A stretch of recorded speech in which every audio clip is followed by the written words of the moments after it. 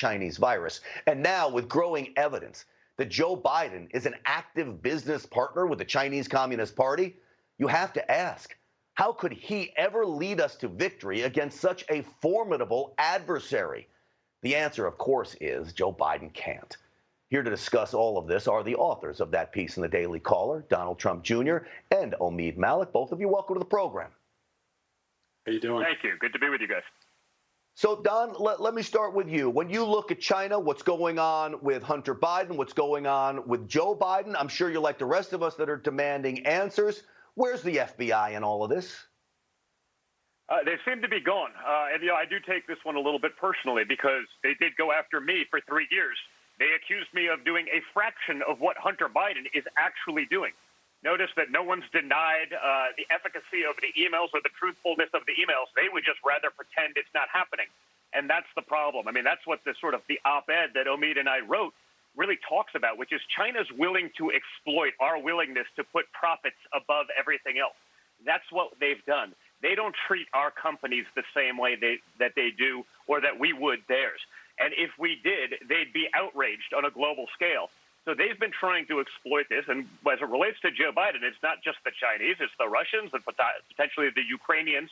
And what's interesting is, again, after 4 years of Russia, and that kind of collusion, now you actually have real evidence of collusion. All the things you pretended you have, all the things that Adam Schiff pretended to see, you actually see, but no one's interested anymore. No, Don, I will tell you from what I've seen now on Hunter's laptop and what's alleged on there is far more evidence, including, Omeed, an admission on video of Joe Biden basically telling everybody that he held up the Ukraine and said, hey, you fire the prosecutor that was going after his son's boss at Burisma. This is far more evidence than they ever had against Donald Trump, Omeed. Yeah, it's funny, actually. Don knows this. I'm a member of the Council on Foreign Relations. I was actually at that meeting when he made that statement. Little did I know that it would come back and be this big of a political issue. Look, Don and I have known each other for a while. I think we wrote this piece coming at it from different angles, but we came to the same conclusion. The American people don't fully understand how serious of a threat China is because they have bought off most of the power structures in America for over a 20-year period. A lot of the fault lies with our policymakers. During the Obama-Biden administration, they did not take the requisite steps required against the Chinese. And the problem that we also pointed out in the piece that you've referenced is that the large multinational corporations are in on it here. They're domiciled in the U.S., they take advantage of the rule of law in America, but they have no allegiance to Americans and their national security. They're much more concerned with making money. And that really creates a lot of problems like we've seen with WeChat and TikTok. And that's some of the stuff that we're pointing out in the piece. Americans need to get smarter. They've even bought off Hollywood. It's why you never see any bad depictions of the Chinese in movies anymore. It is clear to me that the Chinese are capable of doing just about anything, including putting Hunter Biden in compromising positions. Don, you're the son of a president.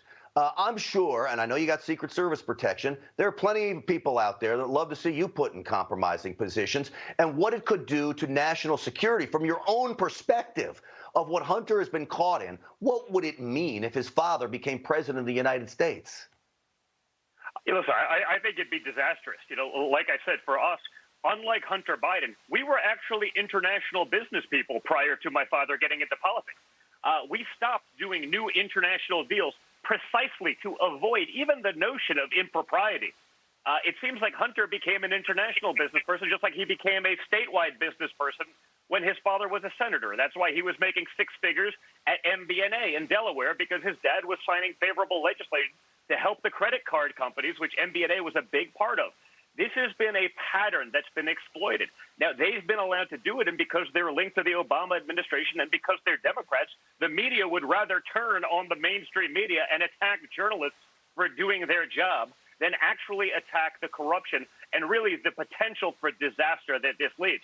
We know what China is all about. We see this today, and Omeed is 100% right. Hollywood has turned a blind eye because they want distribution in there. The NBA has done the same thing, and all of those people are totally fine with genocide that's going on there on a massive scale with the Muslim Uyghur population over in the western part of the country. This is going on in real time, but again, profits matter, so we won't talk about those things. Yeah, you raise great points, obviously, Don. And Omeed, you are not the traditional guy who would write for the Daily Caller, right? You've been involved in some Democrat politics, but you've also witnessed as a Wall Street executive the rise of China. The rise of China came under Barack Obama, Joe Biden, and his predecessors to the point where we're having a hard time competing. Their Navy is now becoming even bigger than the United States Navy. Spell out the threat for us against China and why this was such a problem under Barack Obama and Joe Biden leading up to where we are today. Yeah, and even before that, Bush and Clinton, this has been going on across party. It actually, thanks for bringing that up. I think it's such an important point. One of the reasons, Don and I wrote this piece was to show this isn't a Democrat or Republican issue. This is an American issue. All Americans have to come together. And, as you pointed out in the piece, we bring it up and say, can you guys imagine if corporations in the U.S. were going against Ronald Reagan during the Soviet Union and the Cold War? I mean, it's insane to see what's happening now. We need to come together, put political differences aside. And you're making a great, great point here, is that this has been going on for way too long. They feel like our fealty to profits is more important than national security. We simply can't have that happen. And the coronavirus has really brought this to light. You know what got me angry about a couple months ago was I went into a store to go get a mask that now we have to wear, and it said made in China on it. I couldn't believe it. We're actually still buying products from them in order to protect ourselves from a disease that they unleashed. I mean, this has got to be the wake-up call. And what President Trump and Navarro have been doing with the tariffs is the first step, but then you've got to do a lot of other things, which is Don pointed out, reciprocity domestically on them having to have half their companies owned here, not allowing to list on the stock exchanges and abide by our accounting principles. There are very practical steps that this administration has taken. Omeed, only Donald Trump's administration is now putting the screws back to China for a change and finally threatening them. And I do believe that that's one of the reasons why this virus was unleashed on the world. I'm still very skeptical about the whole background of how this virus was unleashed. Don, lastly, I want to ask you, because your father is fighting now. He's crisscrossing the country. He's doing 3 rallies a day. It's amazing the energy that this guy has. But he's got the mainstream media against him. They won't cover this story. And people, they hammer me about talking about the deep state. And when I talk about the deep state, I'm talking about entrenched career bureaucrats that have it out for America and like the system as it was, not the swamp that's being drained by Donald Trump. How challenging is it for your father up against 2 very powerful entities, that being bureaucrats and the mainstream media? Well, and don't forget social media, because that's where people are getting their information. And for a consumer of news that's not as active as you or myself or Omeed, they're consuming a few minutes of news a day, and it's 96% negative against Donald Trump, despite unprecedented economic numbers. By the way, despite a trade deal getting done with China in January, because unlike Joe Biden, who basically spent 50 years building up China, pushing for their permanent status in the World Trade Organization, a move that probably single-handedly destroyed more American jobs than anything in modern American history, Donald Trump has the ability to stand up to them. But when you have all of those other factors working against you, it makes it all the harder. And it actually makes Donald Trump's actual accomplishments as it relates to the economy, as it relates to unemployment, as it relates to Middle East peace deals and pulling out of endless wars and renegotiating NAFTA and replacing it with the USMCA and a China trade deal.